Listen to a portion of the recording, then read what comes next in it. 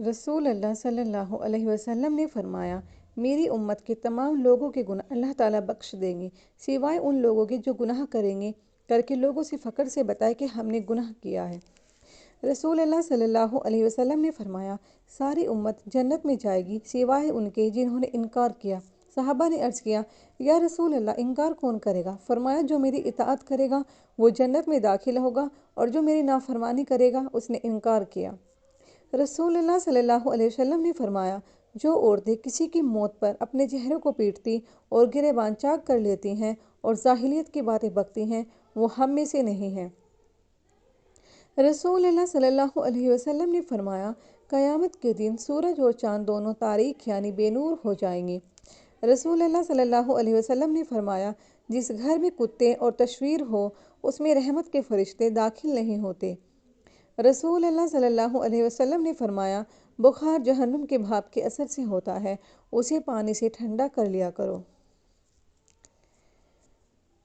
رسول اللہ صلی اللہ علیہ وسلم نے فرمایا، جس نے 3 جمعے سستی سے چھوڑ دیے اللہ تعالیٰ اس کے دل پر مہر لگا دے گا۔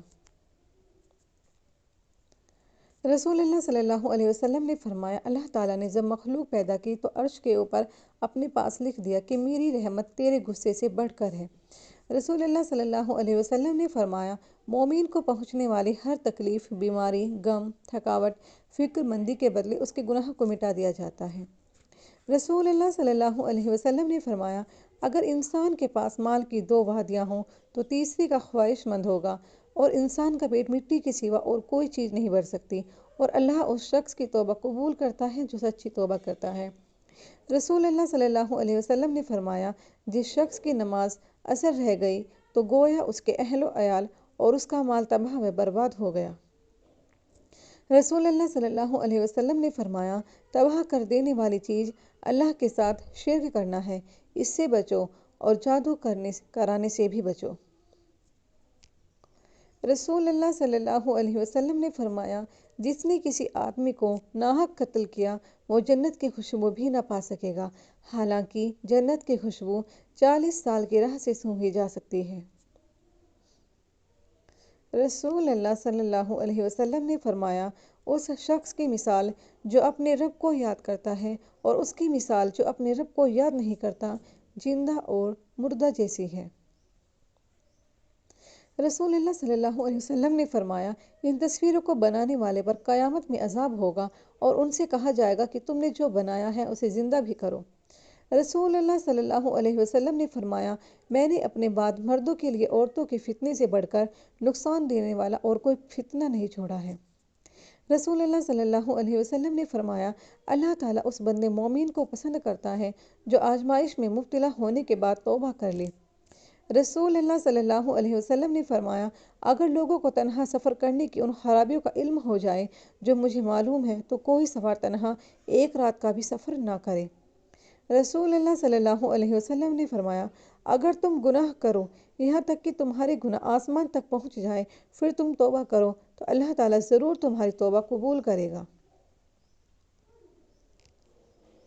رسول اللہ صلی اللہ علیہ وسلم نے فرمایا، اگر میں اپنی امت کے کسی فرد کو اپنا ذاتی دوست بنا سکتا تو ابو بکر کو بناتا، لیکن وہ میرے دینی بھائی اور میرے ساتھی ہیں۔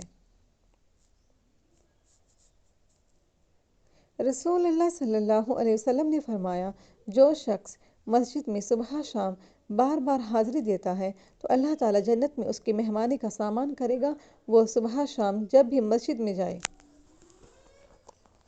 ایک مرتبہ ابراہیم بن ادہم رضی اللہ تعالیٰ عنہ نے کچھ لوگوں کی دعوت کی۔ جب کھانے پہ بیٹھے تو لوگوں نے کسی کا تذکرہ یعنی غیبت کرنا شروع کر دیا، تو آپ نے فرمایا، پہلے لوگ گوشت سے پہلے روٹی کھاتے تھے اور آپ لوگوں نے روٹی سے پہلے گوشت کھانا شروع کر دیا، یعنی غیبت شروع کر دی۔ رسول اللہ صلی اللہ علیہ وسلم نے غیبت کو مسلمان کا گوشت کھانا قرار دیا ہے۔ ایک مرتبہ رسول اللہ صلی اللہ علیہ وسلم نے صحابہ سے سوال کیا، سب سے زیادہ برا شخص کون ہے؟ صحابہ نے عرض کیا، اللہ اور اس کے رسول ہی جان سکتے ہیں۔ تو فرمایا، سب سے زیادہ برا چغل خور ہے جو ہر ایک کے سامنے اسی کسی کہتا اور دوسروں کی برائی کرتا۔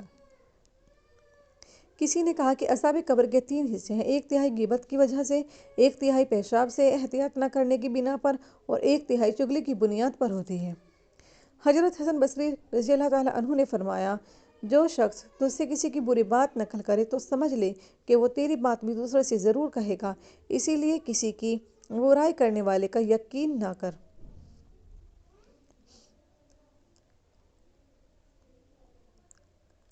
رسول اللہ صلی اللہ علیہ وسلم نے فرمایا، کچھ لوگ اللہ کی نعمتوں کی دشمن ہوتے ہیں۔ کسی نے کہا، وہ کون لوگ ہیں؟ فرمایا، خوشحال لوگوں پر حسد کرنے والے۔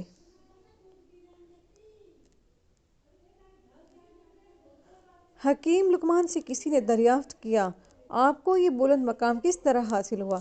فرمایا، سچائی، امانت داری اور فضول باتوں کے ترک کرنے سے۔ رسول اللہ صلی اللہ علیہ وسلم نے فرمایا، اپنے سر سے دوسرے کو محفوظ رکھے، یہ بھی ایک قسم کا صدقہ ہے۔ رسول اللہ صلی اللہ علیہ وسلم نے فرمایا، مسلمان کے ناحق بے عزتی کرنا سود کھانے سے بھی بڑا گناہ ہے۔ رسول اللہ صلی اللہ علیہ وسلم نے فرمایا، اللہ تمہارے لیے 3 باتیں پسند نہیں کرتا: فضول گفتگو کرنا، مال ضائع کرنا اور زیادہ سوال کرنا۔ رسول اللہ صلی اللہ علیہ وسلم نے فرمایا، جب کھانا سامنے رکھ دیا جائے اور نماز کی اقامت ہو تو پہلے کھانا کھا لو۔ رسول اللہ صلی اللہ علیہ وسلم نے فرمایا، کامل مومن وہ ہے جو خوش اخلاق ہو اور گھر والوں سے نرم سلوک کرنے والا ہو۔ رسول اللہ صلی اللہ علیہ وسلم نے فرمایا، دنیا مومن کے لیے قید خانہ ہے اور کافر کے لیے جنت ہے۔ رسول اللہ صلی اللہ علیہ وسلم نے فرمایا، رشتہ داری کاٹنے والا جنت میں نہیں جا سکتا۔ رسول اللہ صلی اللہ علیہ وسلم نے فرمایا، سب سے جلدی جس چیز کا ثواب پہنچتا ہے وہ نیکی کرنا اور رشتہ داری نبھانا ہے، اور سب سے جلدی جس کا عذاب آتا ہے وہ بغاوت اور رشتہ داری توڑنا ہے۔ حضرت ابو ہریرہ رضی اللہ تعالیٰ عنہ فرماتے ہیں کہ نبی کریم صلی اللہ علیہ وسلم نے فرمایا کہ جس مرد کے پاس 2 بیویاں ہوں اور اس نے ان کے درمیان انصاف نہ کیا ہو تو قیامت کے روز اس حال میں آئے گا کہ اس کا پہلو گرا ہوا ہوگا۔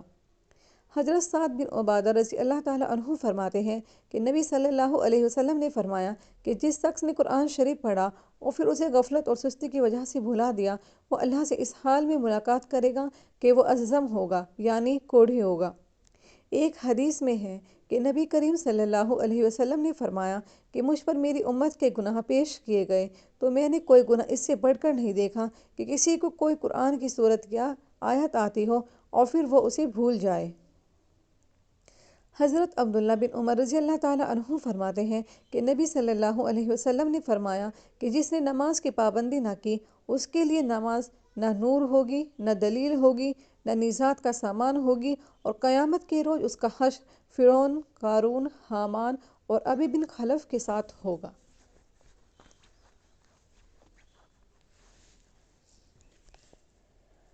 حضرت ابن عمر رضی اللہ تعالیٰ عنہ سے روایت ہے کہ نبی کریم صلی اللہ علیہ وسلم کے سامنے ایک شخص نے ڈکار لی۔